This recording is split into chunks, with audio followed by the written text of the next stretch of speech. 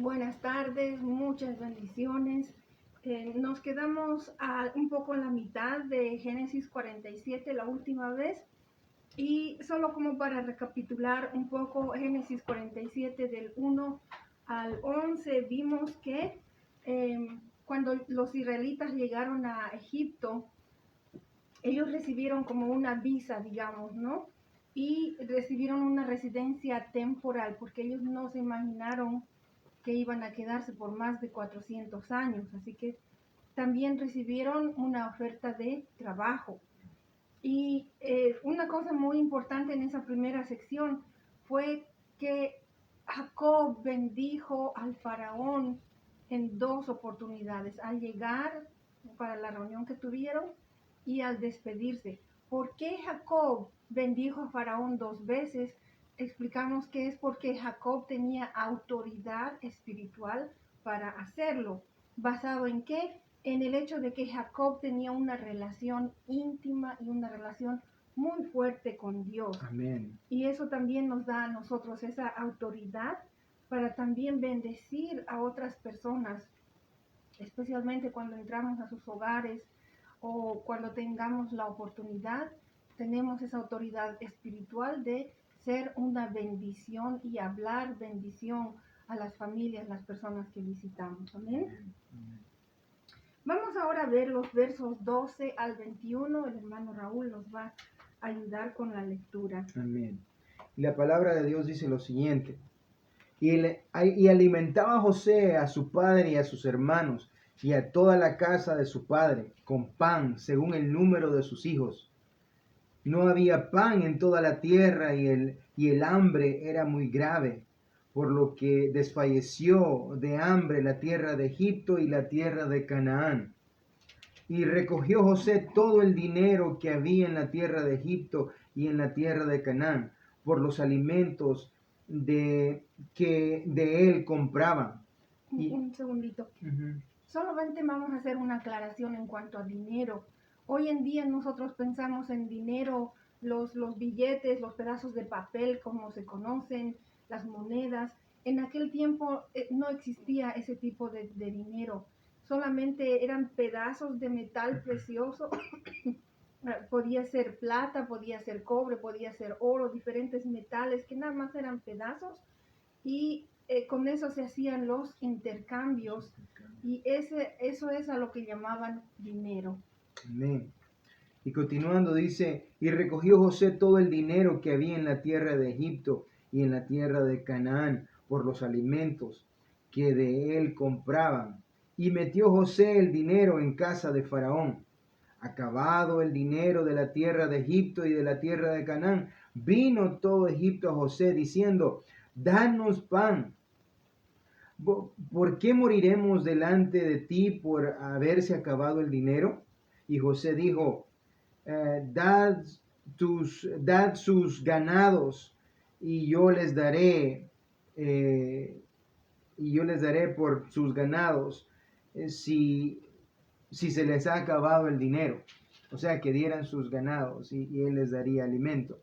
Y ellos trajeron sus ganados a José y José les dio alimento por caballos y por el ganado de ovejas y por el ganado de vacas y por asnos y les sustentó de pan por todos los ganados aquel año. Acabado aquel año vinieron a él el segundo año y le dijeron, no encubrimos a nuestro Señor que el dinero ciertamente se ha acabado. También el ganado ya es de nuestro Señor, ya es suyo, en otras palabras. Nada ha quedado delante de nuestro Señor, sino nuestros cuerpos y nuestras tierras. ¿Por qué moriremos delante de sus ojos así nosotros como nuestra tierra? Cómpranos a nosotros y a nuestras tierras por pan, y seremos nosotros y nuestras tierras siervos de Faraón. Y danos semilla para que vivamos y no muramos y no sea desolada la tierra. Entonces compró José toda la tierra de Egipto para Faraón, pues los egipcios vendieron cada uno sus tierras, porque se agravó el hambre sobre ellos y la tierra vino a ser de Faraón. Y el pueblo hizo pasar a las ciudades y al pueblo lo hizo pasar a las ciudades desde un extremo al otro del territorio de Egipto. En esta parte vamos a entender un sistema que se llama el sistema feudal. En el sistema feudal, los seres humanos vienen a pertenecer a la tierra, al amo que es dueño de la tierra. Y en este caso, el amo se convirtió en faraón. Él fue dueño absoluto de la gente, de la tierra, de los animales y de lo que la tierra producía o los animales producían. La diferencia entre el sistema feudal y el de la esclavitud es que el esclavo es un ser humano que le pertenece a otro ser humano y el amo de este esclavo no tiene ningún respeto de ningún derecho sobre el esclavo. El esclavo no tiene derecho a familia, libertad, absolutamente a nada. El esclavo solamente trabaja para el amo y el amo lo único que le da, si le da la gana, es alimento y tal vez un poquito de ropa y nada más.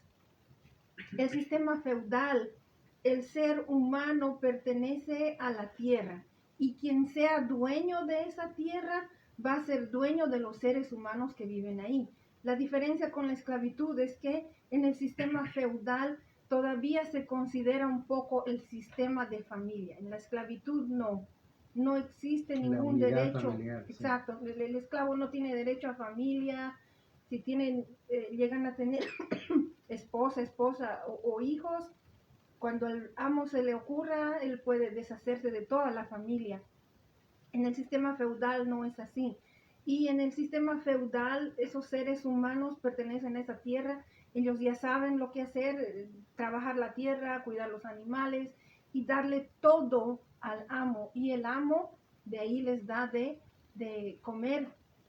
Y este es un sistema que ha ocurrido en muchos lugares, sobre todo en Europa. Ha predominado muchísimo y cuando llegaron a las Américas trajeron también ese sistema feudal en el que la gente eran esclavos del dueño de la tierra, quien sea que fuera ese amo.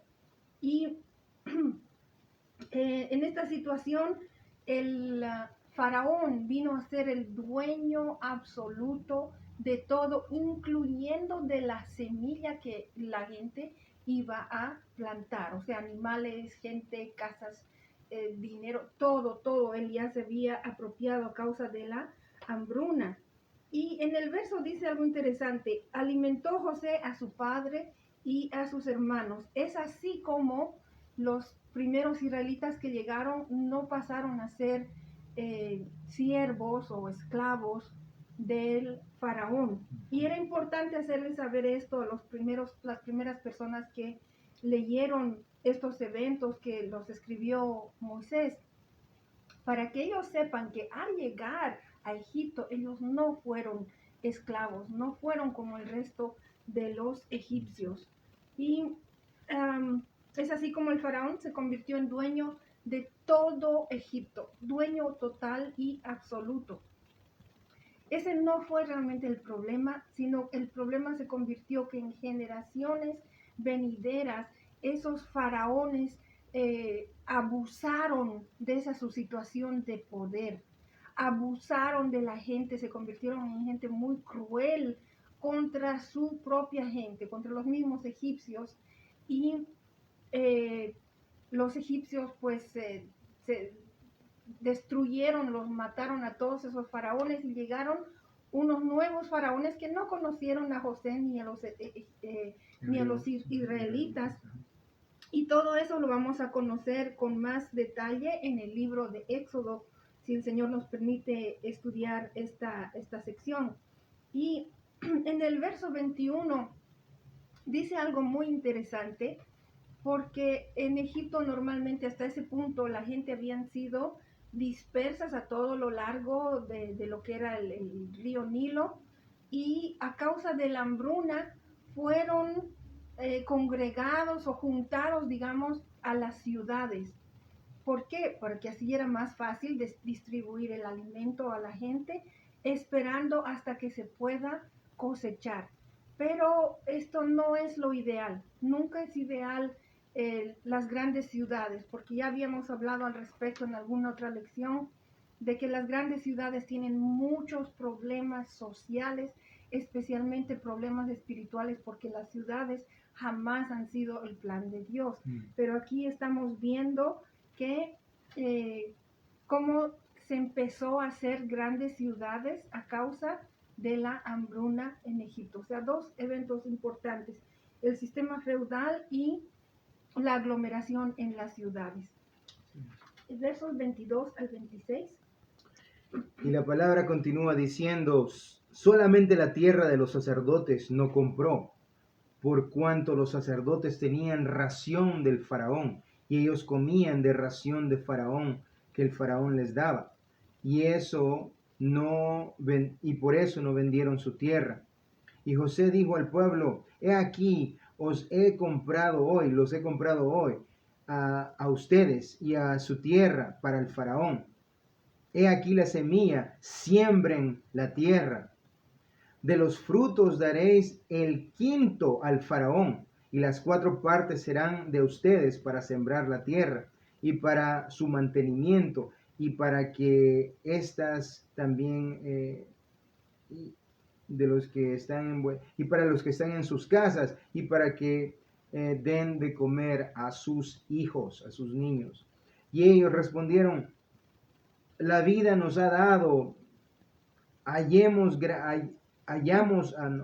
gracia en los ojos de nuestro Señor y seamos siervos de Faraón. Entonces José lo puso por ley hasta hoy sobre la tierra de Egipto, señalando para Faraón el quinto, excepto solo la tierra de los sacerdotes, que no fue de Faraón. Bien. Vemos algo muy interesante, que los egipcios fueron muy agradecidos hacia José y hacia Faraón, y lo dicen claramente, porque les salvó la vida. Y eso fue resultado de la sabiduría divina. En el verso 22 dice que los sacerdotes recibían su porción de alimento de Faraón. Hasta el día de hoy, los ministros, las tierras, digamos las iglesias, los templos, las casas donde vivimos los ministros, los misioneros, no se paga impuestos al gobierno. Y es lo que de lo que está hablando aquí, de los sacerdotes de Faraón. Ellos comían de la mesa del Faraón. Por eso es que no fueron, no hubo necesidad de que ellos se vendieran como siervos, ni tampoco perdieron sus tierras. En el verso 26 dice la quinta parte. La quinta parte es el 20%. Y esto se hizo en los años de abundancia. Si recuerdan cuando leímos capítulos anteriores, 20% de toda la cosecha, 20% de toda la producción debía ser entregada al faraón para que él lo reserve para los años de la hambruna. Y 20% de impuestos verdaderamente no es muy alto. Hay algunos países, dependiendo también aquí en Estados Unidos en qué estado, hay lugares donde se paga 30 hasta el 45% de impuestos. Y los impuestos, cuando usted compra algo, ahí dice impuestos, cuánto está pagando, aparte de que cada familia, cada persona que recibe un ingreso debe pagar un impuesto. Y parecen ser altos, pero yo quiero explicar brevemente. En Estados Unidos hay 2 cosas en las que se gastan los impuestos sobre más que cualquier otra cosa. Número 1 es la educación y número 2 es la salud. ¿Por qué es importante pagar impuestos? Porque de los impuestos es que se mantienen los hospitales, se mantienen las escuelas. La educación es muy importante en este país. Hay incluso universidades que son mantenidas por el gobierno. Como ya dije anteriormente, la salud, sistemas de salud, incluso a nivel comunitario, ellos reciben el apoyo del gobierno, tanto local, a veces incluso federal. ¿En qué más se gasta? Ese también en seguridad, la policía, los soldados, los bomberos, en fin, hay muchas cosas muy importantes en las que se va el dinero de nuestros impuestos. Es por eso que sí son altos, pero son necesarios. Y creo que todos nos beneficiamos de cómo se gastan los impuestos. Otra cosa muy importante, los caminos, el mantenimiento de los caminos. Mucho de ese dinero viene de los impuestos. Y solamente quiero aclarar esto, no porque yo esté apoyando a ningún gobierno de ninguna manera, sino porque estamos viendo desde Génesis 47 cómo es la distribución de los impuestos, que siempre son para beneficiar al pueblo. Hay corrupción, desafortunadamente sí, innegable, pero sí es correcto pagar nuestros impuestos. Vamos a continuar con los versos 27 hasta el final, que es el verso 31. Amén. Así habitó Israel en la tierra de Egipto, en la tierra de Gosén, y tomaron posesión de ella, y se aumentaron y se multiplicaron en gran manera. Y vivió Jacob en la tierra de Egipto 17 años, y fueron los días de Jacob, los años de su vida, 147 años. Llegaron los días de Israel, o sea, Jacob, para morir. Y llamó a José, sus hijos, y les dijo, y se hallaron, si he hallado gracia en tus ojos, te ruego que pongas tu mano debajo de mi muslo, y harás conmigo misericordia y verdad. Te ruego que no me entierres en Egipto, mas cuando duerma con mis padres, me llevarás de Egipto y me sepultarás en el sepulcro de ellos. Y José respondió, haré como tú dices. E Israel dijo, júramelo. Y José le juró. Entonces Israel se inclinó sobre la cabecera de la cama. Este último pasaje que estamos viendo, vemos que Jacob quería ser sepultado en la tierra donde habían sido sepultados también sus ancestros. Y es por eso que le pide un juramento solemne. En esta versión de la nueva versión internacional dice, prométeme amor y lealtad. También se puede entender esas palabras de harás conmigo misericordia y verdad. Es como decirle, demuéstrame tu lealtad y tu fidelidad hacia mí. Amén. Esto es muy importante, hermanos, hermanas, porque en la familia los primeros a los que debemos de ser leales y fieles son justamente nuestra familia, ese núcleo familiar, al papá, a la mamá. No solamente esto se trata de fidelidad de esposo a esposa, también debemos de ser fieles con nuestros hijos, debemos ser fieles con nuestros hermanos, hermanas. Y en este caso estamos hablando de la fidelidad en la relación de padre con hijo. Esta es creo que una de las lecciones importantes de este juramento que está pidiendo Jacob de parte de su hijo José. Y en el verso 27 dice, se aumentaron y se multiplicaron en gran manera. Eso fue cumplimiento de la promesa de Dios a Jacob, que está en Génesis 35, los versos 11 y 12. También en el verso 29 le dice, si he hallado gracia en tus ojos, y le pide que sea sepultado con sus ancestros. Esta es una cueva de Macpela, que aún en otras partes del Antiguo Testamento se lee acerca de este lugar. Y lo que sí entendemos es que Abraham había comprado este lugar, legalmente lo compró. Y en este lugar estaban ya enterrados Abraham y su esposa Sara. estaban enterrados Isaac y su esposa Rebeca, y ya estaba enterrada Lea en este lugar, en la cueva de Macpela, lo que nos da a entender que finalmente Jacob reconoció que Lea fue su esposa legítima, y eso está en Génesis 23. Cuando dice que Israel se inclinó sobre su bordón, algunas versiones dicen sobre su bastón. Es una actitud de adoración.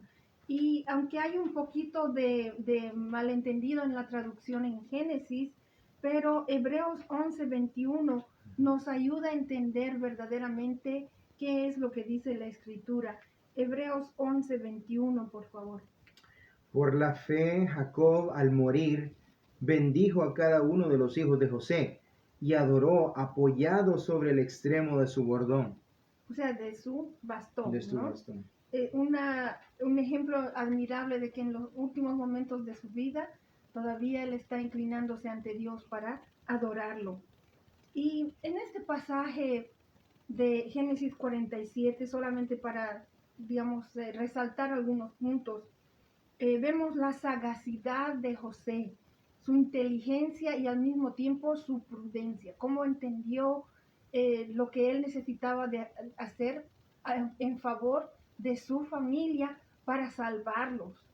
Y en Mateo 10, perdón, Mateo capítulo 10, 16 dice, nosotros debemos de ser sagaces como una serpiente. No quiere decir que debemos ser malos como una serpiente, sino inteligentes, sagaces, prudentes como una serpiente, pero humildes como una paloma. Así es. Y vemos que también es importante no avergonzarnos de nuestra procedencia, de nuestra familia humilde. Eso es lo que hizo José. Él no tuvo vergüenza de su familia, aunque se supone que por las costumbres egipcias eran gente despreciable, pero José nunca se avergonzó de ellos. De su procedencia. Exacto. Entonces, no debemos dejarnos llevar por los estereotipos que nos ponen en una cierta categoría a causa del lugar de donde venimos o de donde viene nuestra familia. Juan 1:46 es un ejemplo muy triste. Uno de los discípulos de Jesús, Nataniel, antes de que conociera a Jesús, él tuvo una actitud de mucho desprecio hacia las personas de Nazaret. ¿Acaso algo bueno puede venir de Nazaret? Y él no sabía que Jesucristo, el Salvador del mundo, es el que no que nació en Nazaret, sino que se crió en Nazaret. Y como dije anteriormente, pues no nos debemos dejar de llevar por estereotipos, porque Nataniel tuvo esa actitud despreciativa hacia las personas que vienen de Nazaret, pero una vez más repetirlo, nosotros como denominación nos llamamos Iglesia del Nazareno, porque Jesús se crió en la ciudad de Nazaret. Amén. Por lo tanto lo llamamos Jesús el Nazareno. Amén. Y también acabamos de hablar hace un momento, la fidelidad hacia la familia. Como marido, como mujer, nosotros no podemos estar hablando mal de nuestra pareja, tampoco debemos estar hablando mal de nuestros hijos o de nuestros hermanos, hermanas o de nuestros padres. En eso también ejemplificamos la fidelidad, la lealtad que debemos hacia nuestra familia. Y no debemos avergonzarnos tampoco de ellos de ninguna manera. También el otro punto de la vida de Jacob es lo que él mismo habla, su peregrinaje. Peregrinaje hablamos es una estadía temporal por un lugar, estar de pasadita nada más. Y esa es la idea que tenía Jacob acerca de estar aún en la tierra prometida. Aquí nada más estoy de pasada, porque mi esperanza es vivir en una ciudad eterna. Amén, aleluya. Esa es la ciudad, la nueva Jerusalén, y esa es la ciudad de Dios. También es interesante entender esta parte, Hace 28 años yo salí de mi país, Bolivia, pensando quedarme en Estados Unidos nada más por dos meses. Los planes de Dios fueron totalmente distintos. Lo único que yo quise hacer desde que Dios me demostró su voluntad, yo le dije, Señor, yo quiero hacer tu voluntad. Tú quieres que me quede en Estados Unidos, así será. Hay personas que vienen ya con un plan de quedarse aquí en Estados Unidos por muchos años y después de unos meses ya se están regresando. Y lo más importante que yo quiero decirles, hermanos y hermanas, es que siempre busquemos la guía de Dios. Dios, debemos preguntarle a Dios, ¿quieres que me quede aquí? ¿Debo de irme? ¿Debo de moverme? O, Señor, ¿hasta cuándo debo quedarme aquí? Dios nos va a mostrar las señales, Dios nos va a mostrar el camino, el lugar, Dios nos va a dar su dirección. No hagamos como nosotros queremos, porque podemos meternos en problemas. Y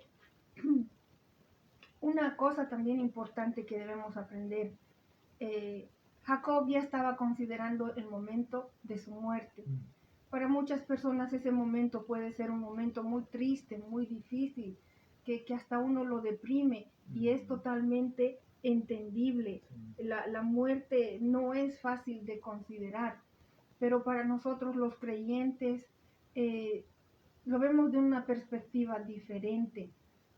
La muerte, dice la Biblia, es ganancia, es entrar a la vida eterna. Bendito eres, Señor.